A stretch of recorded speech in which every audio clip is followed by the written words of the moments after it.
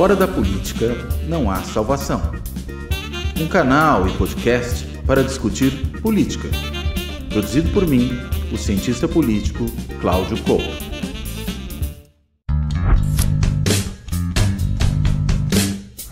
Agradeço, como sempre, a audiência de vocês. Eu aqui estou aqui ao lado do Nassif e do Cláudio Couto, nesse programa que você sabe muito bem, uma parceria da Carta Capital, da TV GGN e do Política na Veia. Daqui a pouco, obviamente, eu chamo aqui para essa conversa o Nassif e o Cláudio Couto. Eu queria fazer aqui as últimas informações sobre essa operação da Polícia Federal no caso da BIM paralela. Aparentemente, o Lula tem resistido a demitir o número 2 da BIM, mas essa pressão está crescente. Ele, que tinha relações com o Alexandre Ramagem, o ex-diretor, a gente sabe ontem também dos episódios de ontem, a família saiu de barco da Casa de Angra dos Reis, quando voltou a polícia estava lá, não deu muito certo se era ou não uma tentativa de fuga, se o clã Bolsonaro estava ou não informado a respeito dos acontecimentos. O fato é que quando eles voltaram, o celular do Carlos Bolsonaro, que era o principal alvo da operação ontem, uma fase da operação que mirou, vamos dizer assim, um chamado núcleo político dessa ABIN paralela, essa operação que na semana passada esteve nos gabinetes do Ramagem, o ex-deputado federal, era o diretor da ABIN. E eu continuo achando, né, olhando assim as figuras, que isso continua tendo um toque bufão, uma coisa meio assim, Inspetor Clouseau, Agente 86, mas ao mesmo tempo vai ficando também mais claro que havia ali uma coisa organizada, havia ali algum tipo de um pensamento, ou pelo menos uma articulação, com dois objetivos, que é se manter no poder na circunstância que permitisse, ou manipulando a eleição a favor do Bolsonaro, ou dando errado, como deu com a vitória do Lula, uma tentativa de golpe, que a gente também espera a conclusão das investigações do 8 de janeiro, para saber como isso tudo se articulou. Mas está claro que havia ali gabinete do ódio, a BIM paralela e a tentativa de golpe do 8 de janeiro, há toda uma conexão que está ficando cada vez mais clara a partir das investigações, não só, como eu digo, deste caso específico, mas dos outros inquéritos em tramitação no Supremo. Então, Nassif e Cláudio Couto. Sabe o que assusta aí? É que 1 ano e 1 mês depois do governo assumir, foi preciso o Supremo atuar para o Lula tomar uma decisão de afastar o pessoal da BIM. Aliás, tem que separar os funcionários e os delegados que foram para lá com o Ramagem. Eu recebi informações aí, a gente foi o primeiro a dar dos sistemas que estavam sendo adquiridos por funcionários indignados com o desvirtuamento da BIM. Mas o que está acontecendo não tem governo. Você pega agora uma portaria que saiu aí do Departamento de Logística do Exército, autorizando policiais militares e bombeiros adquirirem até 5 armas. Até 5 armas. Daí, dias depois, é revogado em consideração aí ao ministro Lewandowski, e ninguém pergunta a troco de que um general do Departamento de Logística dá essa autorização para policiais adquirirem 5 armas. Não tem lógica, tem que ter uma explicação. E quando você vai ver a portaria aí que resultou nisso, é uma portaria que não explica qual é a razão. O sujeito tem a arma dele do trabalho. Se quer algo para se defender, permita uma arma. 5 armas, para quê? É evidente que é para criar um comércio de armas. Não tem outra razão. Só vou comprar 5 armas para quê? Para revender.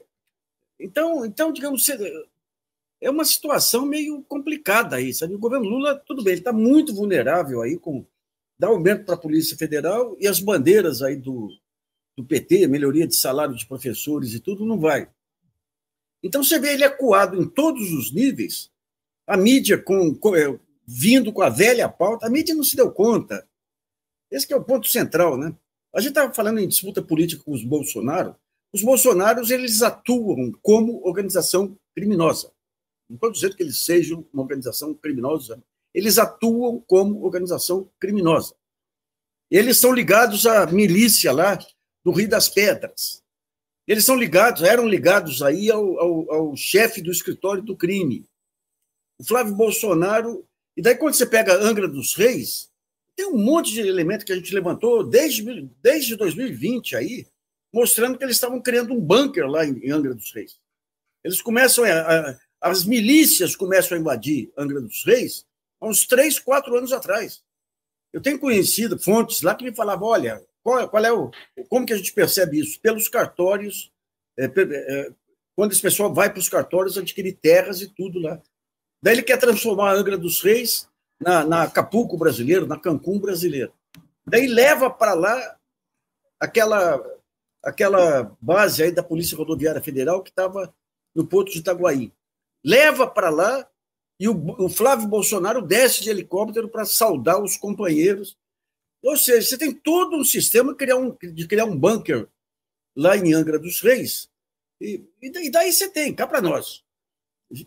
O Bolsonaro faz parte de uma geração das Forças Armadas lá, dos porões, que jogava bombas lá para criar fatos políticos. É um pessoal que, em curto espaço de tempo, morre Carlos Lacerda, morre Jango, morre Juscelino, morre a Ângel. E daí você tem um espaço de tempo aqui, a morte do Adriano da Nóbrega, a morte do Bebiano. Ou seja, nós não estamos tratando numa disputa política convencional. Esse é o ponto central. E eu não vejo um setor de inteligência cercando Lula, tanto do ponto de vista de estratégias de governo sem discurso. A imprensa inteira você lança política industrial, já morreu. A imprensa inteira só fala no déficit público aí. Ontem, manchete principal da Folha, o inchaço do BNDES. Não é crescimento, não é fortalecimento, não é o inchaço do BNDES. Então, o governo Lula está numa defensiva. A gente esperava, primeiro ano, tudo bem, tem que organizar a máquina, tem que reconstruir o país depois da destruição. Agora estamos esperando ele entrar no segundo ano. Passou o primeiro mês totalmente na defensiva. Não é nem na defensiva, está parado. Não tem inteligência, não tem informações. A Polícia Federal dá um apoio agora, cede aumento para a Polícia Federal, deixa o resto do funcionalismo reclamando. Olha, está um momento... E a parte mais drástica aí, o Lula é a única pessoa nesse país capaz de enfrentar a ultradireita e garantir que esse país não vai ser jogado nas mãos das milícias. É para eu falar alguma coisa ou você vai perguntar alguma coisa, Sérgio? Não, diga. Aqui compasso de espera. Desculpa, não. Deixando a conversa correr. Não. Olha, eu acho que o Nassif apontou vários pontos aí que são corretos, né? Até quando ele falou que quer transformar Angra dos Reis na Acapulco brasileiro, eu achei que ele ia falar que queria transformar Angra dos Reis no Rio das Pedras brasileiro. Né? Las Vegas, que a máfia foi para lá e montou. Las Vegas também, mas eu tinha falado de Rio das Pedras. É isso aí. Você tem caça-níqueis nos dois lugares, né? Então, de alguma forma, essas coisas tornam os dois lugares, sob alguns aspectos, né, relativamente parecidos. Né? Agora, nada do que a gente não pudesse imaginar, né? Eu até suponho, né, que o próprio Carlos Bolsonaro dificilmente estaria, nesse momento, com algum tipo de equipamento que pudesse comprometê-lo. Né? Duvido isso. Até você fez muita piada sobre a ida da família Bolsonaro para o meio do oceano, ali um pouco antes da chegada da Polícia Federal, né, que haveria muitos celulares jogados ao fundo do mar, mas cá entre nós, né, qualquer um imagina nessa situação que eles estão que pode ser o próximo alvo de uma operação de busca e apreensão da Polícia Federal. Eu acho que o ponto é menos esse. Não sei se a polícia vai conseguir achar muita coisa nisso. Claro, tem aquele assessor do Carlos Bolsonaro, cuja esposa é também membro da ABIN, aí é funcionária da ABIN, e havia um computador da ABIN na casa dele. A questão é saber se era o computador que a esposa poderia ter levado para casa, ou se na realidade é um computador que ela, não podendo ter levado para casa, ficava ali à disposição para ser acessado por ele, eventualmente para ser acessado pelo seu assessorado, né, que é o Carlos Bolsonaro. Isso tudo ainda vai ter que ser objeto de uma investigação, e a própria ABIN, né, está realizando agora uma verificação interna para saber se, afinal de contas, ela tinha ou não autorização para ter esse computador ali. Mas o fato de você ter um assessor tão próximo, veja, era assessor do Ramagem e hoje é assessor do Carlos Bolsonaro. o que é mais um indicativo de toda a proximidade que há, não só entre os dois, isso aí a gente já sabia que havia, mas entre o tipo de trabalho que os dois fazem conjuntamente, que é esse trabalho aí dessa chamada inteligência paralela, né? Porque para você ter um ex-funcionário da ABIN, hoje funcionário do Carlos Bolsonaro, sabendo-se que o Carlos Bolsonaro tinha toda essa preocupação de criar um sistema paralelo de inteligência para abastecer a família, enfim, acho que tudo isso traz aí uma série de elementos importantes, né, para essa investigação. Agora, o que eu acho mais... Desculpa, Carlos, só para lembrar que o Bolsonaro, na semana passada, fez aquele post enigmático sobre coisas... teremos semanas difíceis, querem desviar o foco. No mínimo, alguma informação eles têm de algum lado sobre o que viria. Na sequência, 2 dias depois, veio a operação contra o Ramagem. Mas, desculpa te interromper. Não, é bem provável que tenha, né? É difícil que você não tenha nenhum vazamento. Mas a partir da própria operação do Ramagem, pelo menos, né, se não antes, né, era de se esperar também que essas investigações sobre esse núcleo político, né, do golpismo bolsonarista, não mais os bagrinhos, né, que estavam lá quebrando as coisas no 8 de janeiro, ou dos eventuais financiadores, né, que podiam entrar ali voluntariamente nesse sistema. Mas esse grupo, esse núcleo organizacional, né, esse grupo que faz parte do núcleo organizacional, do qual Bolsonaro e família, evidentemente, são os membros principais, né? Agora, para chegar até aí, é porque realmente eu acho que a gente está no início de uma nova etapa dessas investigações todas. Que é, veja, não só chegar no núcleo político, mas chegar na família Bolsonaro. E a gente vem discutindo isso desde o ano passado, né? Tudo bem, se fez um monte de investigação, se prendeu um monte de gente lá envolvida no 8 de janeiro, outros que estavam lá no quartel, mas e, né, o cabeça disso aí, os cabeças disso aí, né? Essa família metralha que está abrigada em torno do Bolsonaro. Faltava a investigação sobre eles, né? E é isso que a gente está vendo agora.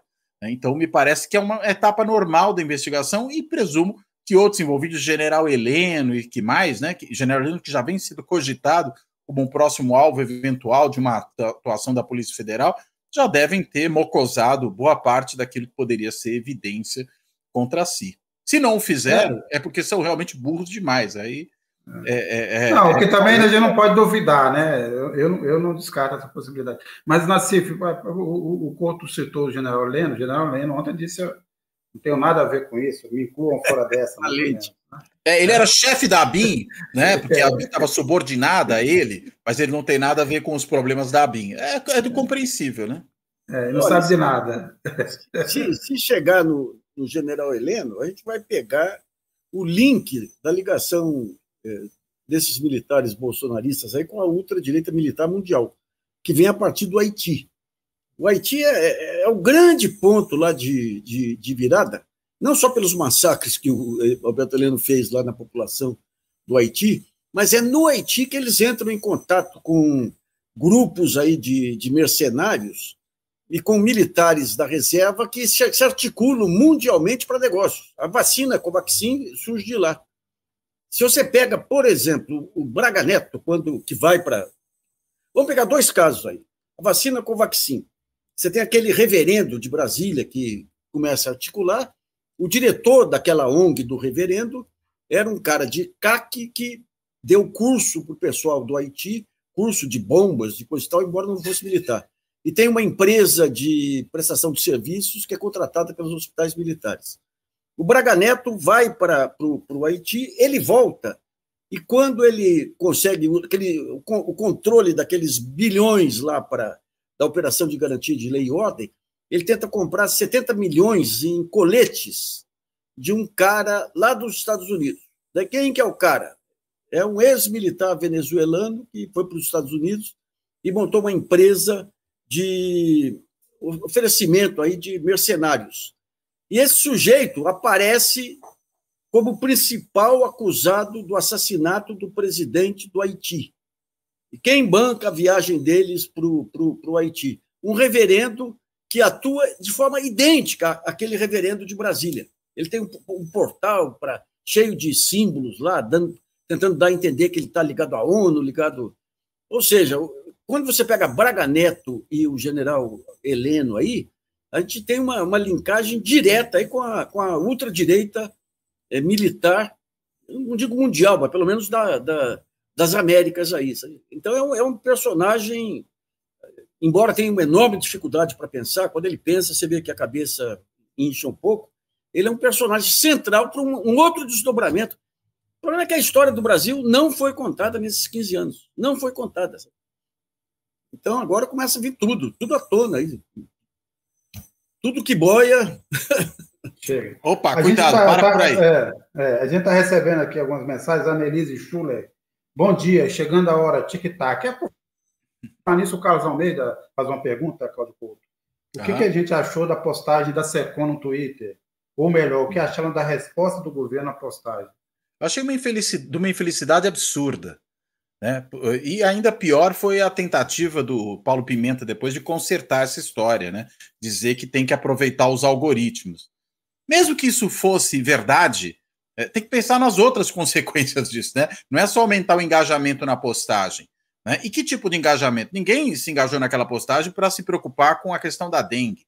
As pessoas se engajaram naquilo porque era realmente um fato curioso que o governo tivesse se aproveitando. E veja, não é a primeira vez. Né? A gente já teve a história lá do PowerPoint do Dallagnol, né? Nós já tivemos uma outra situação ali, qual foi mesmo? Que agora me escapa, que foi, puxa vida, de uma outra operação da Polícia Federal, agora está me fugindo aqui qual que foi ela. Enfim, isso já aconteceu outras vezes. Inclusive, o Paulo Pimenta pode levar no lombo uma ação por improbidade, né? Porque, afinal de contas, ele está usando a máquina da SECOM, veja, não para fazer divulgação de elementos importantes do governo, mas para fazer disputa partidária. E isso, evidentemente, é alguma coisa que não se pode fazer. Acho que, na realidade, precisa um pouco mais de consciência, um pouco mais de comedimento, né? É preciso não querer, vamos dizer, fazer coisas diferentonas, pura e simplesmente para chamar atenção, né? Vir com esse discurso de uma modernidade digital, né? Contra, né, uma tradição analógica, que é o que estava presente no discurso do Paulo Pimenta. É preciso, né, ter um pouco mais de cuidado e um pouco mais de inteligência para evitar cair nesse tipo de auto-arapuca, né? Porque, no fim, o que aconteceu? Aconteceu que isso, na realidade, desviou a atenção daquilo que realmente importava no episódio 8, até politicamente é burrice, né? Porque, em vez de começar a se falar dos malfeitos da família Bolsonaro, você começa a falar das bobagens que faz o governo na sua área de comunicação, tentando instrumentalizar algo assim. Então, parece que é um brutal erro, né? Alguma coisa que é um sinal de burrice mesmo, e que, na realidade, é um tiro no pé do governo. E mais, eu acho que é improbidade administrativa. Né? Então, se isso depois tiver consequências, vão ter que responder por isso. A Tatiana Nascimento, concordo com o Couto, não dá para a SECOM se comportar como o Janones. Deixa a pirotecnia para o Janones. Agora, ele tem dois pontos aí. Ele assumido, por sinal, né? Que para reforçar a sua posição. Primeiro, isso dá argumento para o bolsonarismo dizer que é uma perseguição política, que é o discurso que eles começaram a fazer ontem. Né? Estão aproveitando isso para se dizerem perseguidos e, ao mesmo tempo, para vender aquele curso deles, porque eles estão entrando agora num novo ramo, que é o ramo de educação conservadora. E segundo, educação conservadora. O segundo é o fato de que de um partido que sofreu na Lava Jato tem que ter também, em princípio, um pé atrás com qualquer coisa, mesmo sabendo que há uma grande diferença entre essas operações agora e do que foi feito durante a República de Curitiba. Mas eles foram alvos de ações pirotécnicas infundadas, como a gente sabe hoje, e também foram motivos de piada e chacota desnecessária. Então, para quem sofreu, era bom aprender um pouco com o que se passou. Agora, tem uma pergunta. Diga, Nancy. Quando se fala em dinâmica da internet, se tivesse uma familiaridade com a dinâmica da internet, saberia que esse Twitter ajudaria a levantar toda uma onda lá para abafar o tema principal, que é a operação contra os Bolsonaro. Né? Adélia aqui, essa ABIN Tupiniquim serve para quê mesmo? Eu queria colocar esse ponto aqui, vou começar falando o seguinte, porque a ABIN é resultado de como as instituições, ou parte das instituições brasileiras foram remodeladas depois do fim da ditadura. A ABIN nasceu sob o entulho autoritário. E ela tem sido, em vez de ter sido feita uma grande reforma do sistema de inteligência, você foi fazendo remendo. Então, não é de hoje que a ABIN é um centro de estabilidade interna. Ela não serve. O que a ABIN fez, por exemplo, de trabalho de inteligência para proteger o Brasil ou deixar as autoridades brasileiras informadas, por exemplo, sobre problemas nas fronteiras, em outros países? Então, não. Ela só serviu ao longo desse tempo para um arapongagem comercial, que a gente sabe que muitos agentes da ABIN ganharam dinheiro, e na CIF, vou levantar que você sabe bem, a gente viu isso muito durante aquela guerra na telefonia, agentes da ABIN sendo usados naquilo, vários episódios durante o governo Lula de tentativa de estabilidade do governo por agentes da ABIN, um negócio sem controle que precisa ser uma reformação. E aí eu acho o seguinte, é mais uma oportunidade, aí eu pergunto na CIF que a gente teria para repensar todo esse sistema de inteligência do Brasil. Não? Vamos pegar um pouco aqui. A ABIN, foi feito concurso na época, lá entrou um pessoal tecnológico e tudo, mas a ABIN, ela manteve velhos quadros do SNI. Ali deu o primeiro confronto, ali deu naquela etapa. Né? No tal episódio da Satyagraha, a gente estava do mesmo lado, aí, batalhando aí contra a influência do Daniel Dantas, ali houve uma manipulação do Nelson Jobim e do Gilmar Mendes para tirar o Paulo Lacerda. E o Lula tirou o Paulo Lacerda. A última entrevista que eu fiz com a Dilma, ela já fora do governo, eu fui lá fazer entrevista com ela. Quando terminou a entrevista, ela falou: olha, quando o Lula tirou o Paulo Lacerda, o Márcio Tomás Basso me ligou desesperado. Fala para o Lula não fazer isso, que vai desmontar toda a Polícia Federal. Eles vão se dividir em grupos políticos. Ou seja, você tinha uma estrutura, e a Polícia Federal está ali, no tempo do Lula, houve grandes investimentos, programas de qualidade. Foi tremendamente fortalecida, inclusive o número de operações da Polícia Federal explodiu, né, naquele período. Mas o Paulo Lacerda era o grande agente aglutinador ali. Né? E o Paulo Lacerda, que cria... O Márcio cria CISBIN, Sistema Brasileiro de Inteligência, e o Paulo Lacerda cria as forças-tarefa. Mas as forças-tarefa, o que era? Sempre que você tinha um crime, uma investigação que pegava vários lugares, eles montavam uma força-tarefa, mas reportando-se a Brasília. Daí eles chamavam, por exemplo, se fosse Santa Catarina, chama o pessoal lá da Polícia Federal, fala, tem tal coisa aqui, o que você precisa? Mas o controle ficava com Brasília. O Paulo Lacerda me contou uma vez que teve uma operação no Mato Grosso, uma coisa assim. Daí, lá no meio do grampo, aparece o Vavá, o irmão do Lula. O que o Vavá fazia lá? Conversava com uma outra pessoa, dizendo que tinha um amigo lá, um companheiro que estava doente, se podia acudir o companheiro. Se deixasse por conta da Polícia Federal lá, iam fazer uma exploração política. Então, o Paulo Lacerda era o ponto de equilíbrio e saiu de uma maracutaia. Né? Disseram que tinha equipamento que dava para fazer escuta, tudo. Eu lembro, na época, o Jobim vai na CPI, leva o relatório sobre o equipamento, nós publicamos, e um leitor nosso, aliás, professor de filosofia, ele falou, olha, eu estava começando a internet, né? Ele falou, olha, eu fui consultar a internet, eles copiaram da página do fabricante, inclusive com alguns erros aqui do fabricante. Mas com a mídia inteira batendo, o Paulo Lacerda dançou, e ali começou a politização e o desmonte da Polícia Federal. Desmonte não, a partidarização da Polícia Federal.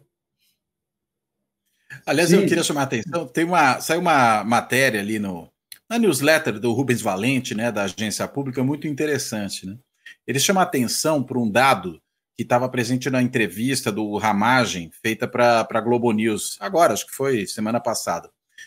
E o que o Ramagem diz num determinado momento, e é isso que ele diz que passou desapercebido, é que ele admite que faz sim, e aí eu vou até usar as aspas aqui do Valente, análise de inteligência de pessoa. Ou seja, ele admitiu ali no ar que estava espionando cidadãos, indivíduos.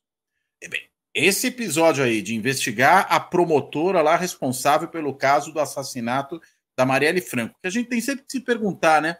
Que obsessão que os bolsonaristas e a família Bolsonaro têm pela Marielle, né? E pelo assassinato dela, é uma obsessão tão grande que a gente fica meio se perguntando por que tanto interesse, né? afinal de contas, nesse assunto. Então, investigaram a ela. Há também aquele levantamento feito a mando do Ramagem, né, segundo a Polícia Federal, de uma lista de políticos do estado do Rio de Janeiro, exclusivamente do estado do Rio de Janeiro, até onde se sabe, envolvidos com problemas judiciais. Aqueles que poderiam potencialmente ser adversários da família Bolsonaro no estado, né? Seja do Carlos, no município do Rio de Janeiro, seja eventualmente do Flávio no estado, né? Até do próprio Bolsonaro, eventualmente, porque tem ali a sua base eleitoral.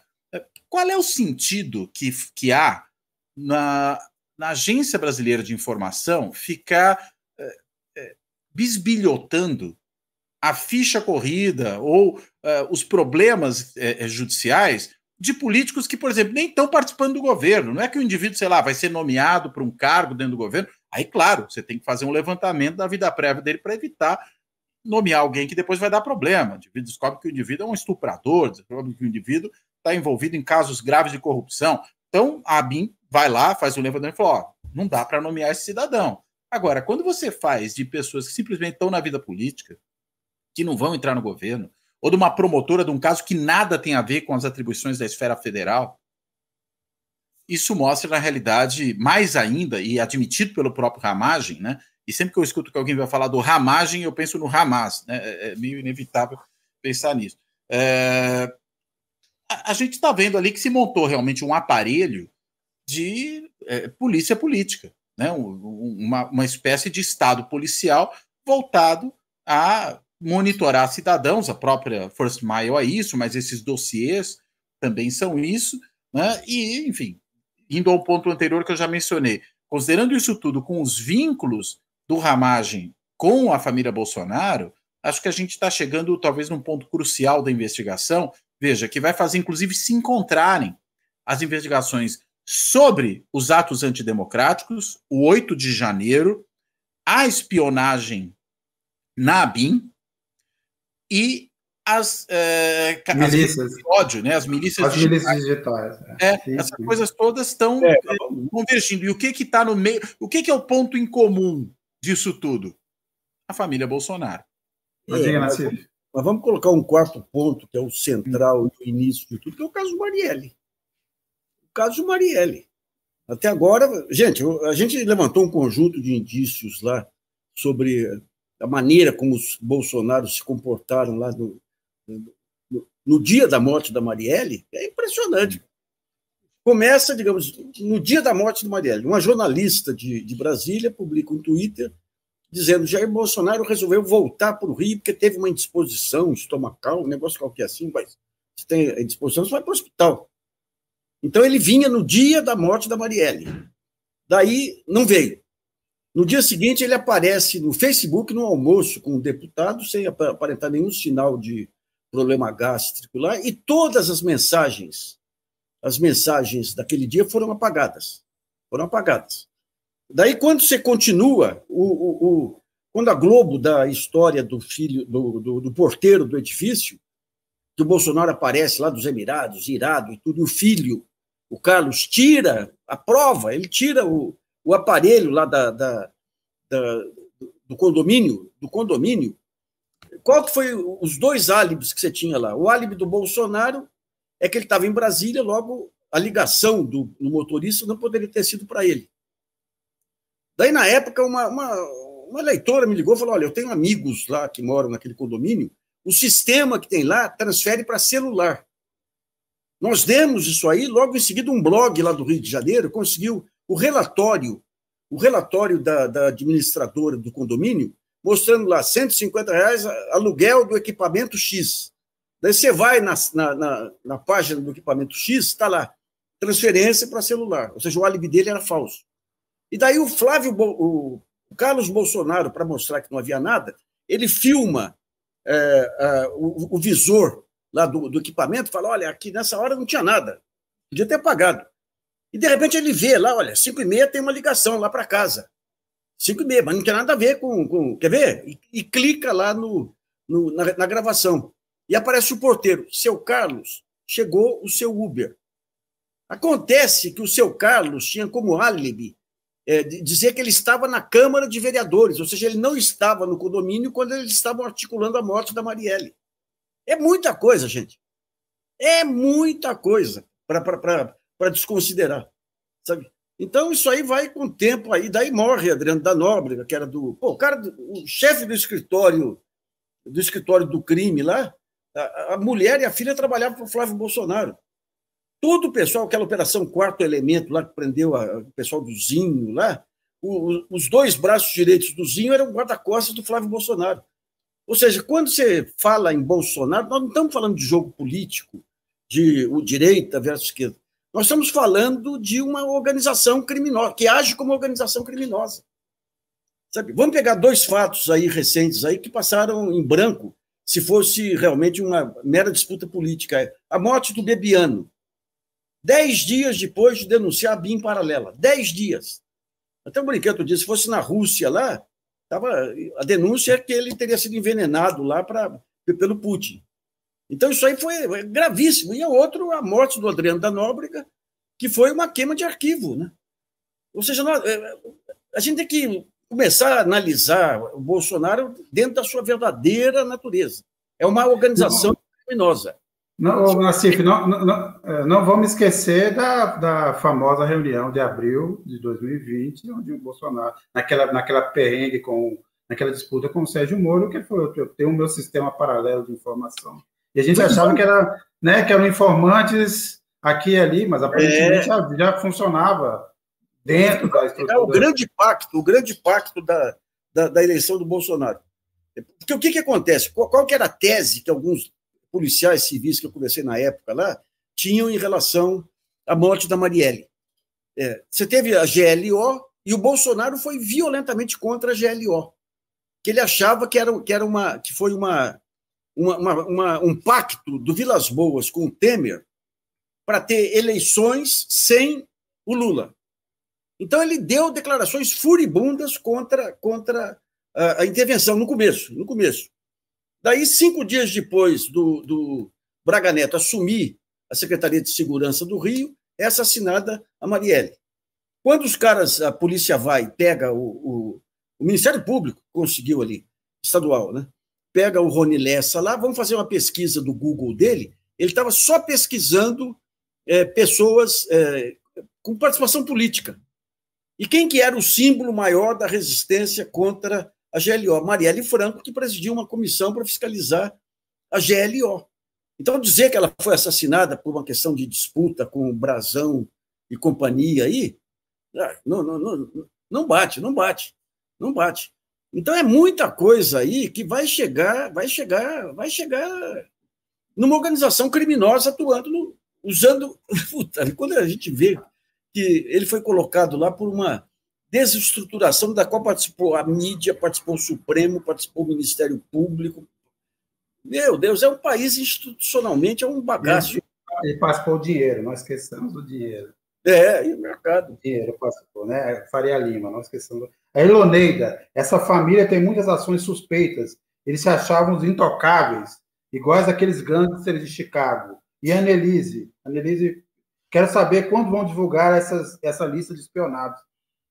Tem vários pedidos, né? O Congresso pediu, a própria Supremo Tribunal pediu, vamos ver. E a Rosângela Siqueira faz um comentário aqui: a barriga do Bolsonaro é indecente. Que apareceram as imagens dele saindo do mar. Só dizer que era o notebook que estava guardado lá. Vários celulares que ele teve que engolir ali na viagem para o meio do oceano. Agora, eu acho que tem um ponto diferente, Nassif e Couto, e começando pelo Couto, nessa história toda, é que há um alinhamento, dessa vez, há um alinhamento da PGR com o Supremo. Né? Não por menos, o Gonê Branco foi indicado pelo Moraes, ou com apoio do Moraes e do Gilmar Mendes, mas dessa vez não parece ter aquela disposição, não mostra nenhum sinal de que tem a disposição do Aras de proteger a família Bolsonaro. Isso deve fazer uma grande diferença, né? Eu acho que é um alinhamento no sentido de que os dois estão cumprindo seus papéis institucionais, né? Sim, é isso. O Procurador-Geral da República cumpre seu papel de Procurador-Geral da República e o Supremo cumpre seu papel de Supremo, né? É curioso que a gente vê todo um esperneio, né? Não só da família Bolsonaro, mas também do entorno bolsonarista, né? Os parlamentares do PL, de outros partidos, né, que são também bolsonaristas, não os partidos necessariamente, mas esses membros desses partidos, reivindicando, inclusive, que os presidentes da Câmara e do Senado reajam contra as ações do Supremo, que estariam perseguindo membros do Congresso, foram lá fazer batida dentro das dependências do Congresso Nacional e que isso é inadmissível. Veja, então, na realidade, querendo transformar num problema do Congresso Nacional, um problema que é dos bolsonaristas. E é preciso, de novo, não confundir as coisas.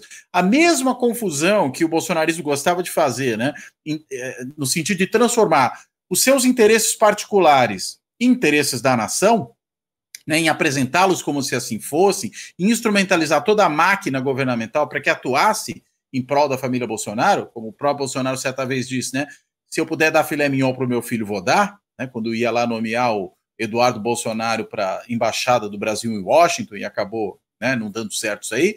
Da mesma forma, os bolsonaristas estão fazendo o quê? Uma reivindicação de que a defesa deles seja feita como se fosse uma defesa da instituição Congresso Nacional, o que evidentemente não é, né?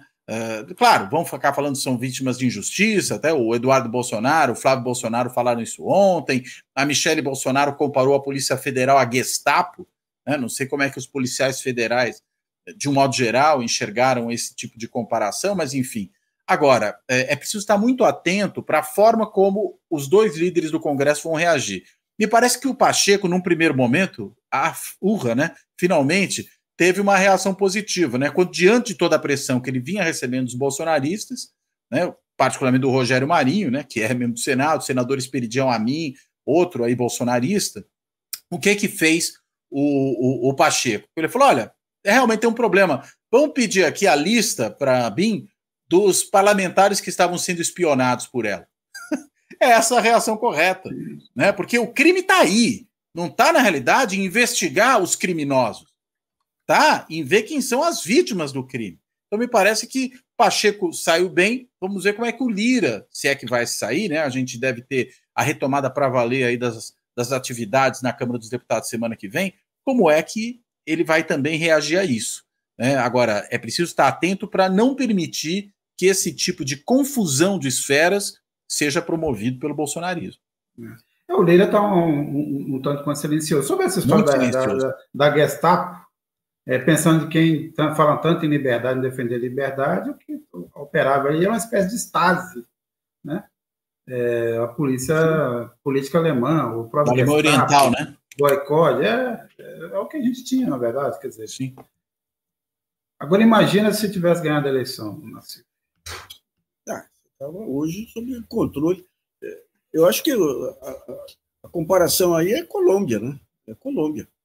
Não, que você pega, gente, essa questão do crime organizado aí, vamos pegar um aspecto que o pessoal nem acordou ainda. Essa questão do PCC e outros aí de atuarem em cima de empresas que terceirizam serviços municipais.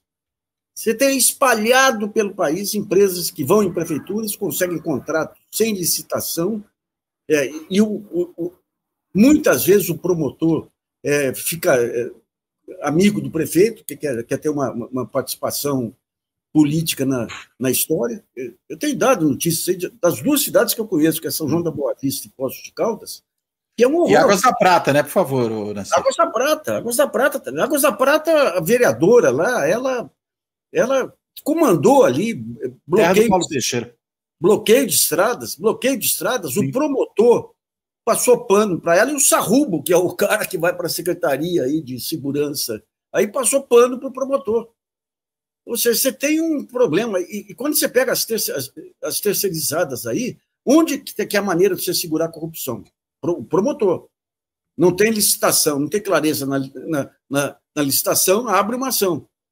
Mas você tem, uma dificuldade grande, viu? Você teve, digamos, esse período aí de debacle das instituições e tudo aí, permitiu a ascensão de crime organizado para todo lado, a partir do momento em que o crime organizado assume o Palácio do Planalto também. Né? Sim, exatamente. Aliás, só me permita aqui falar um pouquinho aqui também dos comentários. Primeiro que você falou de São João da Boa Vista, Nassif, e a gente tem lá um espectador de São João da Boa Vista aqui, o José Albino Gonçalves Filho, que acabou aqui de dizer: Paulo Pimenta lamentável aqui nos comentários. Né? E há uma questão também interessante levantada pelo Hinaldo Martins. Né? Bom dia. Haverá padronização nas operações policiais? Busca e apreensão no Jacarezinho, Maré, vão também esperar os moradores voltarem da pescaria? Ai, meu Deus do céu. É uma boa, é uma boa. Agora,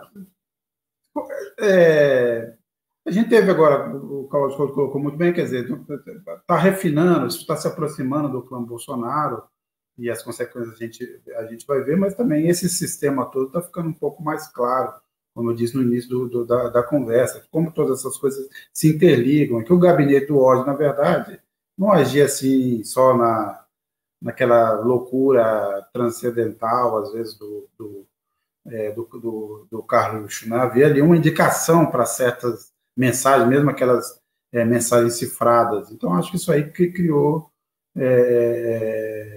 Agora, eu insisto num ponto aqui. Vocês acham que a clima e há a possibilidade de uma discussão sobre reformular esse sistema de inteligência brasileiro ou não? Quer dizer, na verdade, o que deveria servir de exemplo? Olha, acho que mais do que clima, há uma necessidade premente, né, de fazer isso. Porque, veja, está evidente que esse treco não funciona, né? Não funcionou para prevenir o 8 de janeiro. Vinha sendo utilizado no governo Bolsonaro para espionar adversários políticos. Mesmo durante o governo Lula, a ABIN atuou para obstar as investigações da Polícia Federal sobre o problema da arapongagem. Ora, esse negócio está contaminado. Né? Você tem assessor do Bolsonaro, que era assessor do Ramagem, casado com agente da Polícia Federal, não, da ABIN, com o computador da agência em casa. Olha, precisa ter uma revisão geral desse negócio. Né? A coisa está evidentemente muito mal parada. E veja, e estou falando só dos problemas aí que estão aparecendo agora, que a gente pode também se questionar, acho que o Nassif já levantou isso agora há pouco, o quanto que essa agência está produzindo informação relevante para que o governo possa atuar. Informação legítima, dentro do que predetermina a lei, daquilo que está previsto na missão da agência, para que ela possa atuar de forma a municiar o governo para tomar decisões corretas, né, nas suas ações. Eu não saberia dizer, eu acredito que não, mas é apenas uma presunção aqui, que a ABIN também não está sendo suficientemente competente para produzir as informações que o governo precisa, mas vem sendo instrumentalizada para fazer ilegalidades. Então, ou a gente revê tudo isso, e acho que até um embate que hoje há aí entre o Luiz Fernando Correia, né, o presidente da ABIN, e o Andrei, como é que é, o delegado-geral da Polícia, o diretor-geral da Polícia Federal, enfim, agora me escapa aqui o sobrenome dele, o Andrei, esse embate acho que mostra também o seguinte, claro, tem uma disputa aí, e a gente está falando de dois sujeitos que vêm da Polícia Federal, ambos, um está lá, né, como diretor-geral, o outro é oriundo da Polícia Federal, mas acho que mostra também que você tem setores diferentes do governo percebendo que há algum problema de funcionamento no outro órgão. E me parece que o presidente deveria apurar isso. Não basta só demitir o número 2 da ABIN, que era vinculado aos Bolsonaro e está sendo objeto da investigação. É preciso dar uma revisada geral na agência e, para isso, ver o que faz também com o superintendente da agência. Né? Se ele está agindo da maneira que dele se imaginava que deveria ser, ou se, na realidade, precisa também ter uma mudança aí. Mas, veja, não se trata só de mudança de nomes. É preciso ter uma reformulação da atuação da organização. Lembra que eu vou só atualizando. O Lula falou que não há clima mais para o Alessandro Moretti continuar na posição. E, bem, quanto ao Luiz Fernando Correia, a história dele na Polícia Federal não é de um trabalho correto, decente, né? Não há assim, nenhum boletim de ocorrência, nenhum BO em relação ao Luiz Fernando Correia, dada a história recente, né, de alguns delegados da Polícia Federal que ultrapassaram os limites das suas funções. Não era o caso dele, mas, de qualquer forma, foi também essa tentativa de manter. Aliás, outro dia saiu uma informação que grande parte dos militares colocados em cargos civis pelo Bolsonaro continuam nas mesmas posições. Pois é. Continua difícil entender isso, Nassif. Não tem quadro para trocar isso? Ou não quer ferir suscetibilidades, né? E tem um outro aspecto aí que ainda não foi nem tangenciado aí. Você pega o Plano Nacional de Defesa, eles falam da importância do Exército começar divulgar aí para a opinião pública as ameaças que... Eles querem criar uma figura de ameaça externa que não existe. Você não tem inimigo externo, não tem fronteira, não tem... E eles estão querendo criar, nessa guerra cibernética, provavelmente, a grande ameaça externa aí. Isso bate com outro ponto que não foi tangenciado ainda. Esses sistemas foram adquiridos também pela inteligência do Exército. A inteligência do Exército usa todos esses sistemas para espionagem interna. Fala, ele pode estar querendo espionar agente estrangeiro interno, seja lá o que for, sem supervisão civil. Sem supervisão civil. Ou seja, você não tem... O Exército hoje... O Múcio não é nada, né? Antes ele era um porta-voz do Exército junto ao Executivo, em vez de ser o contrário, né? Mas você tem esse outro ponto também aí, que é a inteligência do Exército, todos os equipamentos e a falta total de supervisão civil. E daí a gente vê... Eita vida, é muita coisa, viu, para essa reconstrução. O Paraná também, né? O Paraná também adquiriu esse sistema e usou. O governador Ratinho Júnior, inclusive, é alvo de uma interpelação lá no STF por conta desse... Aí vai saber por que o Paraná precisava desse sistema. Qual a ameaça que correu o Paraná. Lembrar que quem desenvolveu o Guardião, aí, que era o sistema anterior, aí, foi o Luiz Fernando, o delegado Luiz Fernando Corrêa. Ele que desenvolveu o Guardião lá atrás, né? Mas o Guardião era da era quase analógica. Aí, né? Lembrando que todas as relações também foram construídas nesse tempo entre o governo Bolsonaro e esse governo de extrema-direita israelense do Netanyahu, né? E as relações que foram sendo construídas. Todas as margens também da diplomacia corrente, né? A gente sabe muito bem o que isso aí pode servir. Agora, vamos esperar. Nassif, você falou um pouco aí dessa... Passar rapidamente aqui pela economia. A gente teve primeiro a crítica à política industrial na semana passada e agora ao déficit, embora tenha ficado claro ali na exposição do Tesouro que parte disso, ou quase metade, veio da necessidade de pagar os precatórios que tinham sido adiados durante o governo Bolsonaro. Então, foram 92 bilhões só de precatórios. E a ideia é de que nós estamos de novo no fim do mundo, que é sempre o que a mídia acaba vendendo. Agora, você pergunta em nome de quê? O que exatamente se espera? Não, o que eles estão fazendo voltou todo aquele discurso pré-Bolsonaro, voltou com toda a intensidade aí, né? Você transforma o déficit na coisa mais relevante do país, a política industrial, a neoindustrialização foi lançada aí, uma política muito frouxa ainda, não tem uma articulação. O governo Lula ele está invertebrado ainda, sabe? E a imprensa joga com o déficit. Vai acabar o Brasil aí, 2% de déficit. Quando você pega todos os países desenvolvidos aí, todos tendo o seu déficit aí. Quando você pega o Estadão agora, o grande mancheteiro do Estadão é o Financial Times e o New York Times, né? Quando pega os artigos do Financial Times e o New York Times, os artigos dizendo o Banco Central tem que reduzir, o FED tem que reduzir a taxa básica, porque a economia está vacilando e tudo. Quando é Brasil, qualquer tentativa de recuperar a economia, e aí é a lógica de mercado, né? Você pega o BNDES está o inchaço do BNDES. O BNDES que vai emprestar, de acordo com essa política neoindustrial aí, 200 bilhões em 5 anos. 5 anos, eu sei que dá uns 20 por ano. Você pega o Pro-Safra aí, o plano de safra do Brasil é 400 bi por ano. Ou seja, o conceito de desenvolvimento aqui foi para o vinagre, né? E por que o mercado quer todo esse angu? Porque é o seguinte, se segura o governo, você quer ter caixa, tem que vender estatal. Vou pegar o BNDES. Tem uma empresa lá, uma empresa industrial, tem um bom futuro. Se ela consegue um financiamento a um custo mais baixo, a linha de rentabilidade dela sobe mais rapidamente. Então, se lá na frente ela quiser fazer uma capitalização, buscar sócio no mercado, o valor de mercado dela é maior. Então, se você não fornece o financiamento, a empresa de saída vai ter que vender parte expressiva do seu capital por um custo baixo. Daí você fala, não, mas tem que... A matéria de ontem da Folha é uma coisa, né? Porque o BNDES está tirando está ocupando o lugar da iniciativa privada. Só que a iniciativa privada para eles é só mercado, não é a economia real. O cliente do BNDES é a economia real. Daí você tira o BNDES e vai colocar debêntures de infraestrutura, que é uma taxa de juros superior à Selic, né?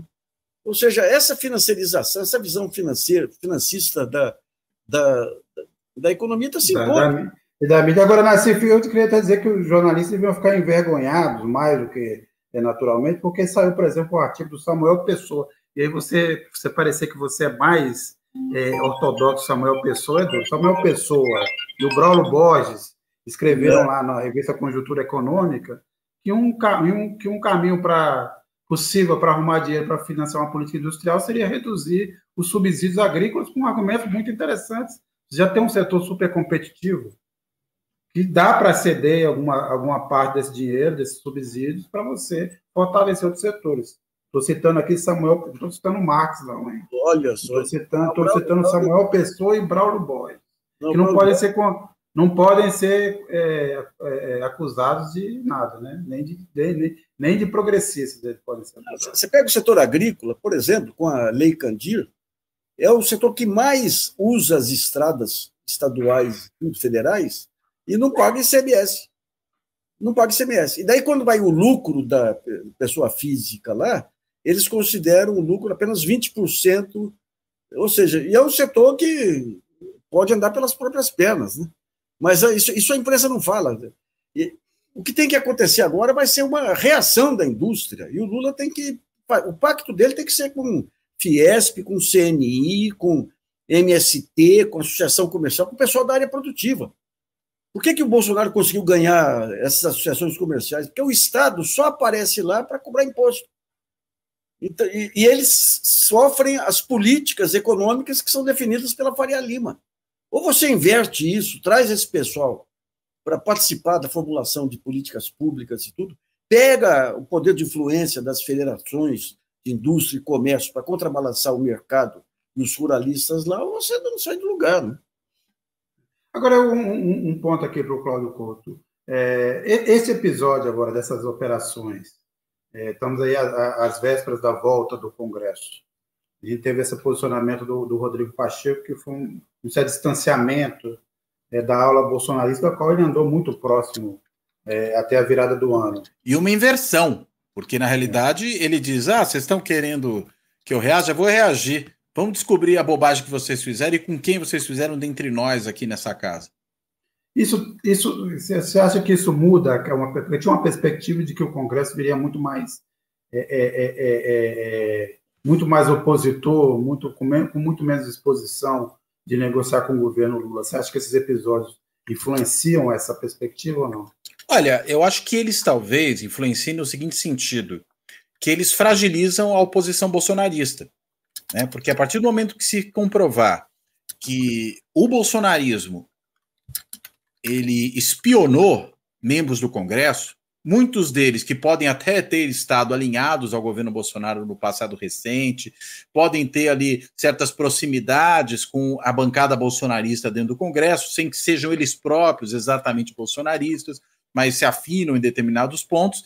Isso tudo se comprovando, isso fragiliza a posição dos bolsonaristas e, claro, né, ao fragilizar essa oposição mais estridente, acaba por tabela produzindo um certo ganho para o governo, né, que pode ser visto por esse grupo intermediário aí como um interlocutor muito mais confiável, né, não, se não exatamente como um parceiro em várias questões, pelo menos como um interlocutor que se sabe que não vai te espionar, né, ou seja, que joga mais limpo com você. Eu acho que isso é importante. A gente sabe que nas relações políticas contam pelo menos duas coisas de forma muito fundamental. Primeiro, o cumprimento dos acordos.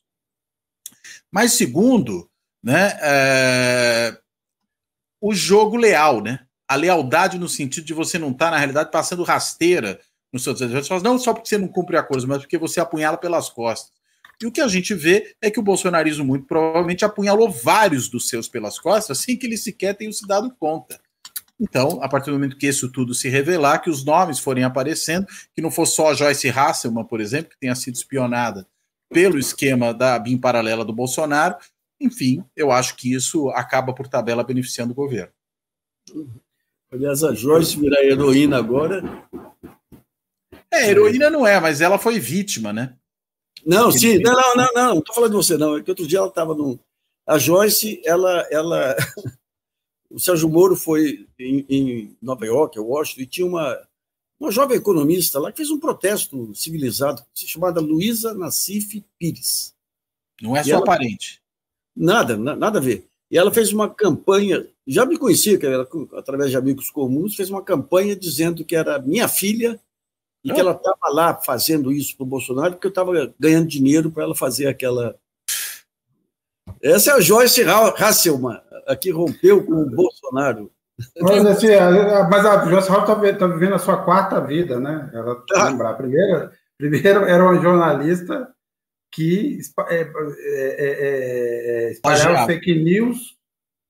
Não só plagiava, como espalhava fake news. Fez uma carreira nesse jornalismo. Aí depois virou o que virou. A deputada. Bolsonarismo. Deputada. Antes disso, a mais bolsonarista. Tem aquela foto dela histórica, né? Comovente, abraçada com a Carla Zambelli, as duas chorando. Carla Zambelli, o choro, comandante do Brasil. Depois agora tem essa nova fase, assim, né? Uma nova fase. Fitness, né? Influenciadora fitness. Isso é o que ela virou hoje. E pelo jeito está indo bem nisso, né? Pelo menos agora encontrou algo que bate com ela, porque pensar não era bem... Está abrindo vários mercados aí. Nesse caso não faz mal a ninguém, né? Pelo contrário, pode fazer as pessoas aí se exercitarem um pouco mais, se alimentarem melhor. De repente, a Joyce Hasselman finalmente vai fazer algum bem à humanidade. Mas nesse quesito, só o pessoal da Lava Jato não consegue se encontrar, porque os bolsonaros, de qualquer forma, também estão abrindo um novo negócio, que é esse negócio de, como disse o Narciso, de deseducação. É um pós-olavismo, né? Tem a Joyce Hasselman no fitness, mas eles não conseguem se emplacar como palestrantes, nem como apresentadores de eventos. Então, é uma situação grave da turma da Lava Jato. Vão ter que pedir dinheiro daqui a pouco. Você pega a família Dallagnol lá, que ganhou uma indenização do INCRA fraudulenta. E quando o INCRA entra com ação contra eles lá, o Dallagnol sai correndo e compra 6 ou 7 franquias aí da Hering, nos maiores shoppings lá de Curitiba. E põe nome do filho dele, nome de sobrinho, nome... Ih, rapaz, ainda tem muita história para contar ainda sobre a Lava Jato. O Dallagnol pai ou o Dallagnol promotor? O filho que é o... Dallagnol. E ele que botou o nome de um filho ainda, essas franquias. De filhos, de crianças. Aí, filhos pequenos. Se você pega... Até agora, por exemplo, você tinha o Instituto Moody, que foi o instituto que ele colocou lá para pegar dinheiro de empresário. Até hoje não abriram as contas do balanço do Instituto Moody. Ele tem no spoofing lá, ele fala o seguinte: gente, foi Deus que me mandou no tal lugar lá que eu encontrei uma empresária que vai doar 1 milhão para o Instituto Moody para a luta contra a corrupção. E alguém fala, vê se ela não está encrencada com a Lava Jato. Não está. Daí passa um tempo, estava encrencada. Mas ela me disse que não tem nada a ver com isso. A mulher era sócia do Ney Suassuna. Conseguiu um contrato de carregamento de petróleo, sem ter navio. Daí traz um armador grego. Daí eu fui ler lá o relatório aí do caso aí. Você lê, a mulher está em todos os pontos como articuladora. Na hora do indiciamento, ela está fora. Ou seja, o Dallagnol ainda tem muito a ver com a justiça aí. Viu? Acho que tem uma outra coisa que é importante a gente lembrar aqui, que é a seguinte, né? Há muito tempo já se comenta que uma das grandes preocupações do Bolsonaro era justamente com os riscos que o Carluxo sofria, né? Não só de ser preso, né, por conta das milícias digitais ou de, eventualmente, algum outro tipo de coisa, mas até, enfim, de algum tipo de surto psicótico que ele pudesse vir a ter. Parece que é uma pessoa que tem realmente alguns problemas nessa seara.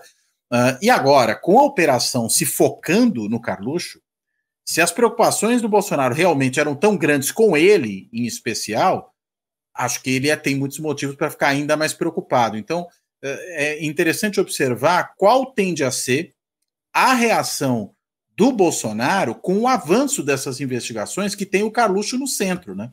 Porque o Ramagem, cá entre nós, era o operador do processo. Talvez porque, inclusive, entendesse do assunto, de como fazer.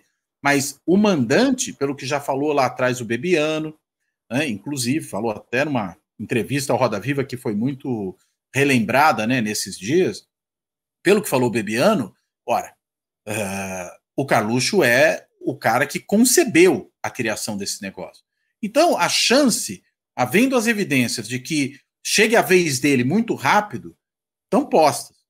E aí, a chance dele ser preso, ou, independentemente de ser preso ou não, dele perder as estribeiras, ela também está dada. E aí a gente precisa ver como é que isso rebate no próprio Bolsonaro, que agora tem ali conseguido meio que olimpicamente resistir, mas não sei o quanto ele resiste. O que sempre se comentava, as pessoas que conheciam a família Bolsonaro do seu círculo mais íntimo, é que o ponto fraco dele era realmente essa questão do Carluxo. Então, o Carluxo depois hoje, falou menos de 1 hora, foi o primeiro depoimento que ele deu nesse caso, hoje de manhã. No comecinho, deve ter guardado silêncio. O Bolsonaro, candidato ainda, vazou uma conversa dele, dando um esporro no Carluxo. Você quer ir para a cadeia? Você quer ir para a papuda? Eu lembro disso lá atrás, bem no comecinho, antes da eleição. Ou seja, já era o... E aí cá para nós. E é o grande articulador de internet, o cara que fazia o meio-campo com o Steve Bannon lá, e o pai deve muito a ele aí, que é um alucinado, né? É um alucinado, mas que dominava bem aí as ferramentas. É isso. Nassif Couto, obrigado. Eu agradeço quem nos acompanhou também. Até a próxima. Vamos continuar acompanhando esse caso, obviamente, os desdobramentos. Acompanhe tanto o GGN quanto a Carta Capital e também o Fora da Política Não Há Salvação, que todo sábado tem um programa novo. Aliás, parabéns, Cláudio Couto. Está subindo no ranking. Subiram no ranking dos podcasts de política. Ah, finalmente, né? Quer dizer, a gente já está Vamos ao primeiro lugar. Vamos ao primeiro lugar. O pessoal que se cuide por aí. Mas, enfim, na outra semana foi o 20º mais ouvido na categoria notícias do país. Não é bem notícia, mas, enfim, já que foi classificado assim, que seja bem colocado. De qual que é o tocador aí? Né? Isso no Spotify. Ficou em 20º lugar no Spotify. Olha só, hein? Maravilha. Bom, né? Então, quem ainda não ouviu, que vai ouvir. É isso aí. Um abraço, pessoal. Valeu, gente. Um abraço. E esse aqui vai para o podcast também. Tá joia.